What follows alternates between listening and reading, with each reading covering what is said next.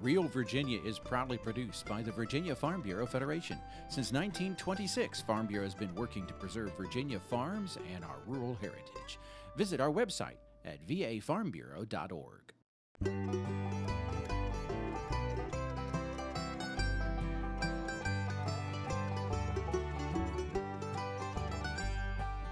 Home will always be Virginia, between the Blue Ridge and Chesapeake Bay, Atlantic to Appalachia, home in my heart always. Hello everyone and welcome to Real Virginia, a show about Virginia agriculture and the people who produce all of the wonderful products we enjoy. How do farmers protect the environment from excess manure? Turns out there's a lot of science involved. Strawberry season is here and Chef Maxwell has a different twist on this week's dish. And the ancient art of gentling a horse was on display at the Virginia Horse Festival this year. Welcome back everyone. We're here at a poultry and cattle farm in Amelia County, Virginia. And when we're talking about animal agriculture, there is one thing you can always count on, and that's manure. And you might be wondering, how is all that manure handled safely, not only for the people on the farm, but for the environment as well? It takes a nutrient management plan to help deal with the dung. It's a law of nature. Scientifically speaking, animals actually need to relieve themselves more than humans. A lactating dairy cow can produce 150 pounds of manure daily. 20 broiler chickens will produce more than 4 pounds a day. It doesn't matter how many animals a farmer has, manure can be a sore spot with the neighbors. Nationally, farm animals produce more than 335 million tons annually. It must go somewhere, and by law, most farmers know how to handle it safely. Nutrient management plans are then written and filed by farmers. These plans estimate the amount of manure a farm will produce, how it is stored, and where it will end up. It's a pretty in-depth science behind it, taking into account environmental factors such as slope and proximity to water and soil's characteristics for leaching, as well as its productivity levels of the soil and its ability to be taken up by the crops.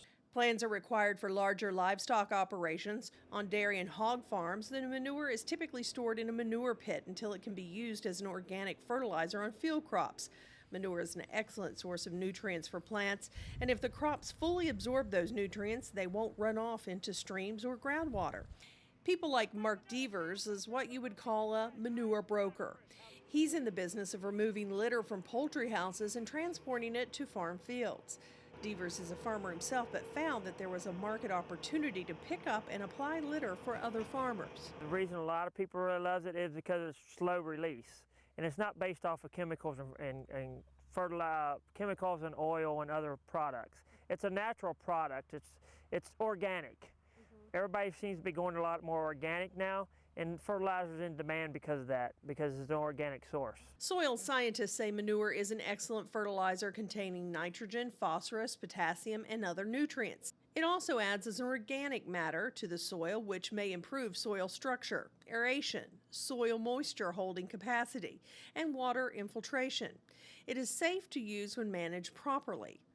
Poultry manure has the highest nitrogen content, followed by hog, steer, sheep, dairy, and horse manure. Beyond nutrients, the use of manure on the farm is especially helpful for the farmer's budget. I follow my nutrient management plan. We have the litter sampled. We have the ground sampled to see what we need. We do it in an economic way. I'm not going to go out here and throw money on the ground that I don't need to put down to grow a crop. None of your farmers are going to do that. You hear the homeowner, when they buy that bag of fertilizer, if they'd actually read, they'd only need half that bag of fertilizer on their lawn. So how does a farmer know how much to apply? Soil samples are sent to the Virginia Tech Soil Testing Lab. Several state and federal regulations require records of application, including when and how much was applied. Farmers are deeply concerned with water and soil quality, as many of the Virginia residents are, because we are living off the land that we produce our crops on, as well as there are many people that are dependent on the Chesapeake Bay for water quality, and so it's important to us and important to many Virginians. When you're smelling poultry manure, you're smelling the nitrogen and ammonia in it. and most of the time that'll dissipate within 24 hours and you won't smell it again. That's one of the main reasons we have a lot of people we deal with a lot around subdivisions. We're spreading manures and stuff, and the smell goes in and people don't like it, and that's why they don't like manures. But to me, the smell of manure is just money in my pocket. To find out if your soil could benefit from using garden manure, it will require soil testing. Soil test kits are available through your local Soil and Water Conservation District office or your local Virginia Cooperative Extension office.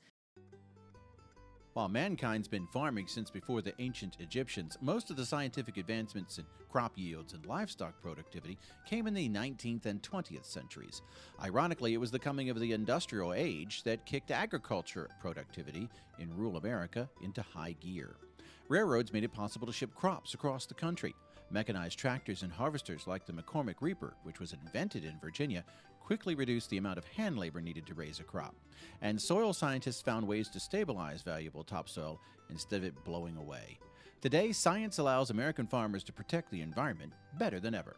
I'm Mark Viette. Coming up on In the Garden, I'm going to talk about how you can have that very best vegetable garden. Stay with us.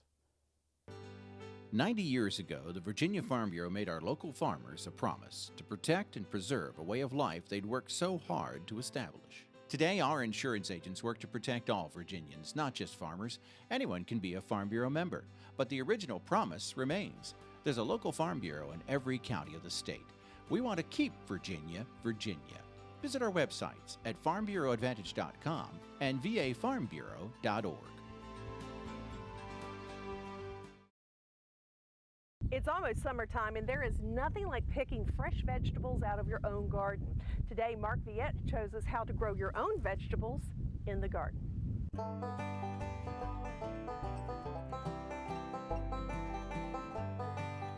The soil you see in this vegetable garden right in front of me on the ground has been worked for years. We have added within this area in front of me pine bark, compost, old empty pots that were filled with soil or soilless mixed with peat and perlite. So it's really good and loose soil.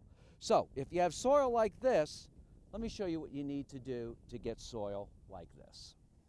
Well, what I've got here is pine fines, and these are little pieces of composted pine bark. It's great to use in your vegetable garden. So really, all you have to do is get a bag, and this is what we've done over the years. And some people use peat moss, some people use compost, but I like to use composted pine fines because they last a while and they break up that clay soil and they give you this rich, dark soil. For a new vegetable garden, I like to use this Spoma Biotone Starter Plus, and it's about 4 pounds per 100 square feet, and I broadcast that where I'm going to be working it in the ground. Either I'm going to work it in with a tiller or I'm going to work it in by hand if I want to work out. But then you also have plant tone. And, you know, this stuff really's got a lot of good smell to it. And so I'll broadcast that. And once I'm done, I might also add gypsum. And for tomatoes, I might go ahead and add dolomitic limestone because that helps the tomatoes with blossom end rot and some other issues they may have. But once I'm done, then I'm ready to get my work out. And I will just start working the soil. You can see the soil is so loose you could almost just put your hands through it. Once I'm done, just rake it out somewhat flat.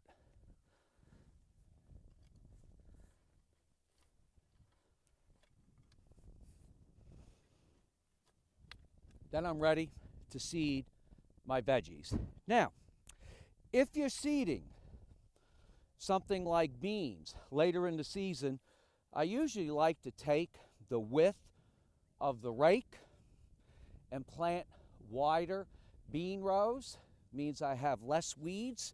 So what I might do is come in here just about the width of the rake and make a wide bed. Usually I always use a string so it's nice and straight. In this wide bed, I will broadcast my beans, and then I will put 1 to 2 inches of soil that I pulled away back on top. I'm Mark Viette. Join me next time in the garden. For more garden tips, go to inthegardenradio.com. Strawberry season is here again. Chef John Maxwell combines fresh local strawberries with Virginia pork for a delicious dinner in the heart of the home. Well, they're on our farm here in Virginia in Augusta County. We have been here since 1954. We moved here, my dad did. And since then, I've had my 2 sons and daughter and son-in-law, they're here. I've got grandchildren, so it's a 4th generation here that's on this farm right now. We really feel blessed that all of our family is a part of this farm. They could have chosen different routes. Well, it's a wonderful place to grow up and have a family, and we can all work together and play together. I know there's a lot of families, they go to work and you don't see them till that night, whereas with the farm here, we see each other all day long. It's a wonderful place to grow up and live.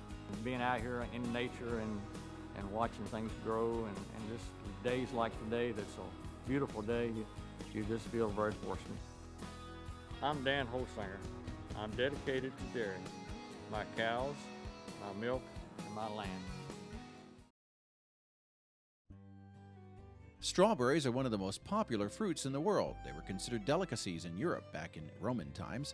The modern strawberry is actually a hybrid of 2 types of wild strawberries, one brought to England from Virginia in 1624 and another from Chile in 1712. The 2 varieties naturally crossbred in European gardens, and the ancestor of today's delicious fruit was born. Breeders have been working ever since to develop varieties that have the flavor, smell, and size that consumers love. Depending on location and climate, some strawberry varieties bear fruit year-round and survive long shipments. Others bear fruit only for a few weeks in the spring and are popular with pick-your-own patrons. Strawberries are usually eaten either as fresh fruit or as a dessert. But today, Chef John Maxwell shows us a recipe using strawberries to kick up the flavor of a pork roast in the heart of the home. Hi, I'm Chef John Maxwell, and I'm here at Meadow Hall at the Meadow Event Park in Doswell, Virginia. And every week we play with great Virginia food. Today we're playing with some strawberries. There's nothing better than a really good fresh strawberry. We're going to make a pork loin stuffed with and sauced with strawberries. So we're going to start by cooking some bacon. So we're going to render this bacon. And render means to take the fat off of it. So we're just going to cook this around until it begins to get crispy. Right. Meanwhile, I'm going to get the pork prepped. Right. And I'm going to cut straight down about 1/4 of the way through. Right. And now I'm going to turn my knife and cut horizontal for a little bit. Right. So that I open it up. This is called butterflying. I'm going to turn it around and do the same thing this way. And I'm going to now pound this with a meat mallet so I can make it a little flat. For this round, I'm going to take this hammer and just kind of tap it out. All right. Get the rest of this done. Now I'm going to take some garlic. Now I like to use fresh whole garlic. I don't like to chop it unless I absolutely have to. So I'm going to put that down in here and let that start to fry. The reason I like to do this is because once this gets a little brown on the outside, it kind of sweetens the garlic and gives it a nice nutty taste that you don't get if you start working straight with your chopped raw garlic. So I'm going to take the bacon out. Get that out of the way so it doesn't burn. And I'm going to add a little bit of vegetable oil to this to make sure there's enough oil for the garlic to cook. All right, so you can see this is starting to fry a little bit. Meanwhile, we'll get our strawberries together. I've got a few of them already cut here. And I'm going to take a few more and cut the hull off. Well, I want to take the white off too, Sometimes you get a little white in there. Cut it in half. All right. All right. You can see how it's starting to brown. Cut this off.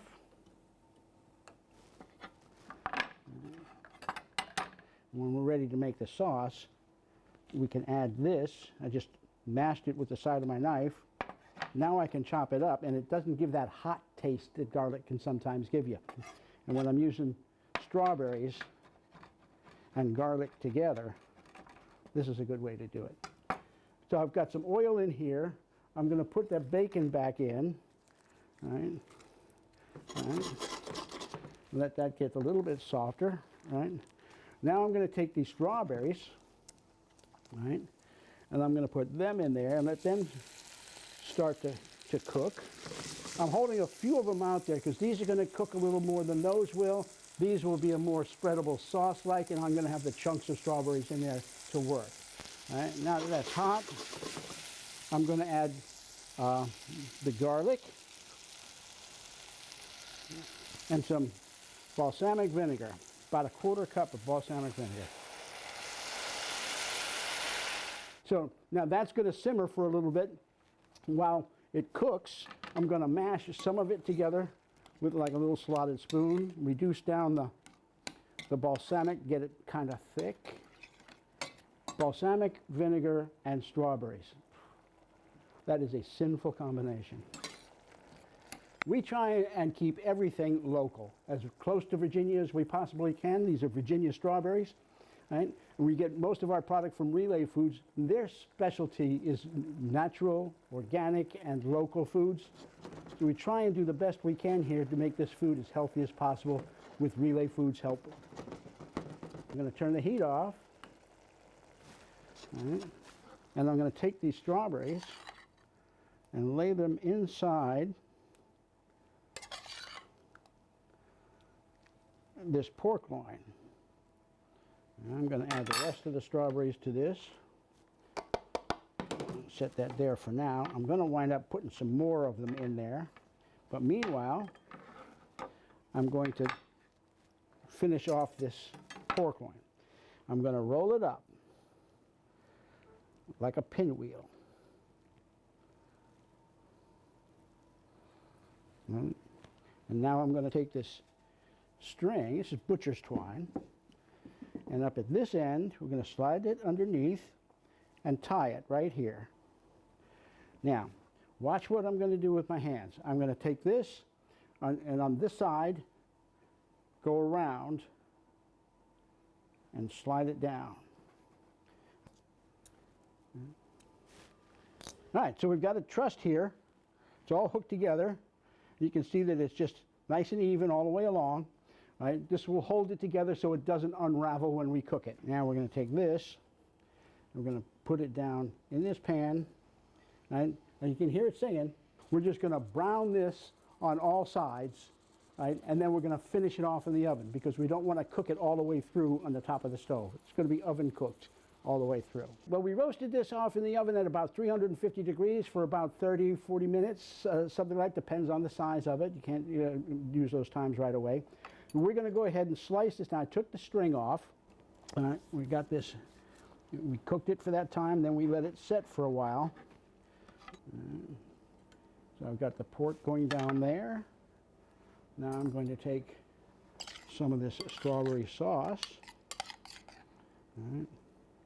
Kind of come down from it there. And there we go. Roast pork loin with strawberries, balsamic vinegar, and a ton of deliciousness.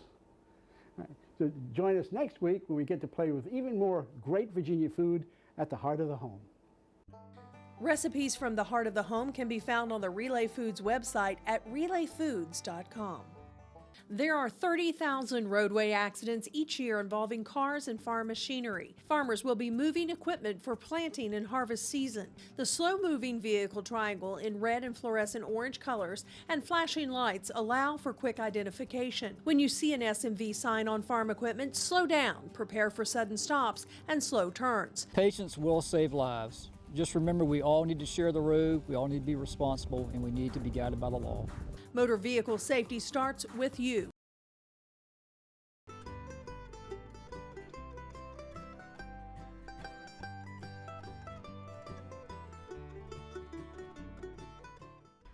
Last month, during the annual Virginia Horse Festival, visitors had a chance to go back in history. As Dave Miller tells us, it was their opportunity to see a competition to determine who was the best horse trainer. They used to call it breaking a horse. Today, riders and trainers have learned a lot about what a horse's first experience should be. Training a horse to ride is now called starting a horse. The Colt Starting Challenge at the Virginia Horse Festival gave trainers from all over the country a chance to compete and show off their skills to the public and to fellow horse owners. They haven't had a saddle on them, a bridle, nothing on their back, just, living in the pasture. And they had 2 one-hour sessions yesterday. Today they'll have 2 45-minute sessions. And then we'll tear down the round pens and put up an obstacle course, and they'll have to ride those colts through an obstacle course. Horse trainers have known for decades that gentle training methods work better than just breaking a horse's spirit. Some call this approach natural horsemanship. How a horse is taught to follow commands and accept a rider for the first time will shape that horse's personality for its entire life. We're asking the horse to learn a whole lot in a very, very short period of time. So if you think about it, maybe for the first 2 years of their life, really all they had to learn to do is just accept the natural behavior of a human being being around them, and maybe putting a halter on them, maybe brushing on them, maybe somebody trimming their feet. But by comparison, those things are very minor compared to having a saddle and a rider on them for the first time. The trainers at the Colt Starting Challenge demonstrate styles and techniques that will help progress a colt along and build a relationship between owner and horse. The horses we draw just a number and pick our horse, so we've never seen them or met them before, and they're all 2.5 to 3 years old. I like seeing the horses work through everything and change and make the transition from like not being messed with at all to being able to be rode, and the different trainers and how they work with everything. Horses aren't used much today on farms or for pulling carriages or wagons.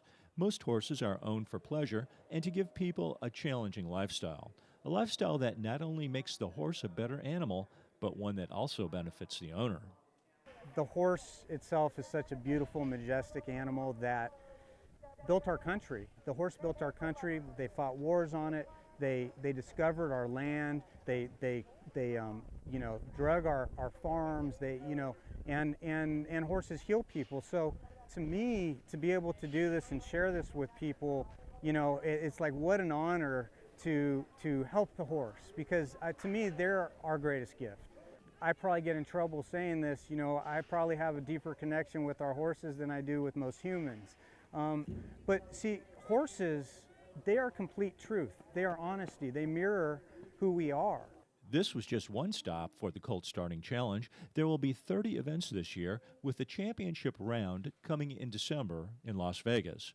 While most horse trainers end up working long days on remote ranches or farms, the trainers at the Colt Starting Challenge are able to show their skills to other horse owners. It's a great way to spread their message and techniques while competing on a national level.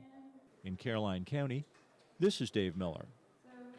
That's going to do it for this edition of Real Virginia. We are so glad you could join us to celebrate the bounty Virginia has to offer. Whether it's in your home, your garden, or your landscape, we are proud to say that this is Real Virginia. So for everyone from the Virginia Farm Bureau, thanks for watching. Make it a good week.